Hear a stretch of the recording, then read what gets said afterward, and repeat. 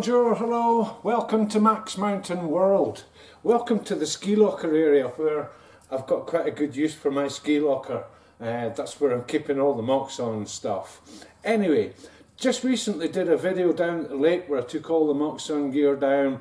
I had a bit of a problem, so I'll just explain what happened, what I've got as a result, a few broken things, and what I'm going to do about it. I'm not going to explain exactly what I'm going to do about it. I'm just going to pertain to a future video.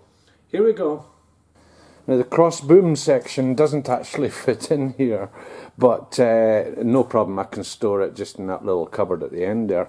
But yeah, got all the stuff in here. A pair of skis that someone left. I don't know, there was a pair of boots. They looked to be in good enough working order. I'm not too sure if they were left in error or not. Someone from around here or the people associated with this place can probably tell me different. If not, I'll keep them in there to the next time they're needed. Anyway, I have no need for them. I have 5 pairs of skis at home. So here we have the MOXON, the mast, and the actual MOXON itself in its various components. Down below here, the various bags of things, the straps for fixing to stuff, the base piece, the wires, the cables, the coax, the fittings, the tools, you name it, I've got it all in there that I can carry about.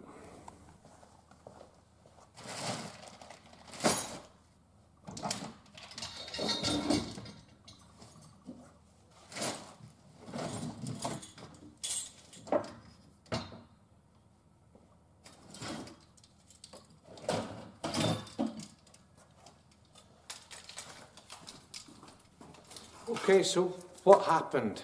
I had a practice run, I did a video on it. I'll put a link into the video up the top right screen. And I set up a new mast and a new system with a drive-on plate rather than attaching 2 things, which I can still do with all the straps and things. But out the back here behind the residence, I set it up, I built it, put it up. I did that 3 times just to make sure, and there was a little bit of wind, but nothing too serious, and it was quite easy to handle. 9.5 meters height. I gave up on the original idea, 12 meters height, but that was just a bit too much. Anyway, as it turned out, this was a bit too much as well. So what happened was, I had the drive-on plate under the car, under the back wheel here, with all the various methods of protection and stuff like that. And I built the antenna on top of the mast and went to put it up. And when I was actually locating it, this was down at the lake, one of my favourite spots when the lake is more or less empty at the top end. And I had it already in my mind what was going to happen if tragedy struck, and tragedy did strike. So what happened was, I was here, I was almost finished getting it fixed in place, gust of wind comes, and of course, my anticipation was to make sure that the wind was that direction so that it wasn't blowing onto the car or me. And it started to go. I'd already decided what to do. Basically, I tried to grab it to minimize the speed it was going to fall at, but also to keep it away from the car and keep it away from myself. It came down. I'll show you what's left of it. So the antenna itself, the MOXON antenna itself, in its component parts, 1, 2, 3, 4, 5, 6 parts, and 7 if you include the coax, which I've not bothered bringing out. It's absolutely fine. The cross boom, as I say, absolutely fine, undamaged. The wire, no problem at all. It's still absolutely fine and original. Now, when it came down, this is the driven element. And it has also the reflective element, and it's the reflective element supports that got broken, snapped, and this one snapped in 2 places. So basically these just fishing rods which are extendable, and they were set up as you've probably seen my previous movie. Again, have a look at the top right screen there, and I'll put a link into that one. And yeah, it's a little bit broken, can't be constructed. So this antenna originated from a couple of friends of mine in Scotland. Sent it over during a global crisis period. I got it all. I modified it up a little bit just to suit my requirements, running it static mobile and ease of operation, ease of assembly, disassembly and stuff like that. Now, quite easy I would say for me to be able to go and get a couple of more fishing rods and set it all up again. And I might still do that, but that was just something that it was destined to happen.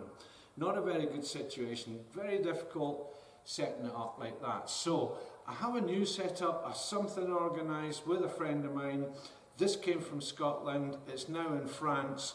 I'm going to visit another country at the end of next week and sort something else out. There's a little clue. So that's it. The MOXON is not dead, it's injured. Luckily I'm not, and luckily the Jaguar isn't as well.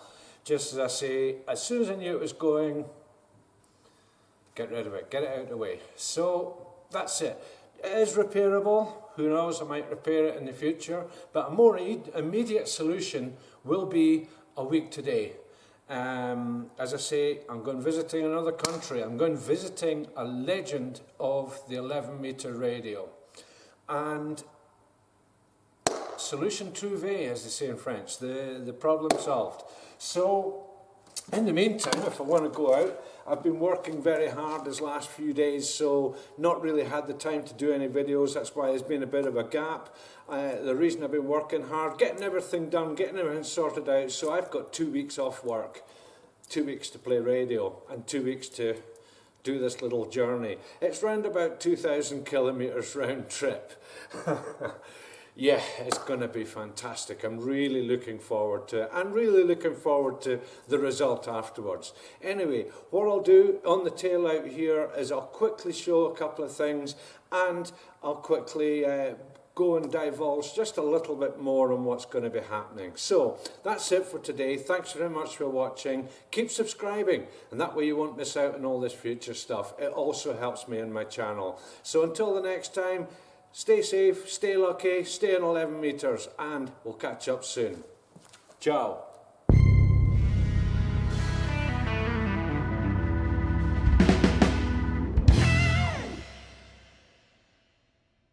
So the auxiliary battery just charging up just now.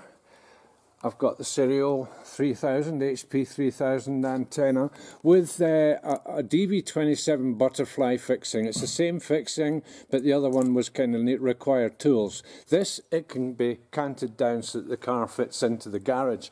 I've also got the other antennas to play with.